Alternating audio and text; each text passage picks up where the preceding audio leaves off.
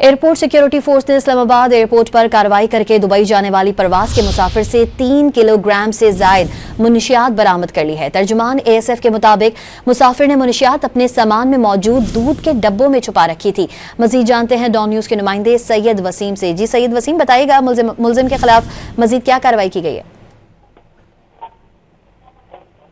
जी बिल्कुल, इस्लामाबाद एयरपोर्ट पर कार्रवाई करते हुए जो इंतजामिया है उसकी जानिब से दुबई जाने वाले एक शख्स जो गिरफ्तार किया गया है उसको उससे मंशियात बरामद की गई है और तमाम जो ज़ाब्ते की कार्रवाई है वो अमल में लेकर आई जा रही है। बताया जा रहा है कि इस्लामाबाद एयरपोर्ट के ऊपर इस शख्स की जब दौरान तलाशी जो है वो 660 ग्राम आइस बरामद हुई है और इसकी जो है मालियत जो है वो काफी ज्यादा बताई जा रही है। इसके बाद जो है वो तमाम जो सामान है इसका वो जब्त करके जो मुकदमा है वो दर्ज कर लिया गया और मजीद कानूनी कार्रवाई जो है वो अमल में लाई जा रही है। जी सैयद वसीम अपडेट कर रहे थे, आपका शुक्रिया।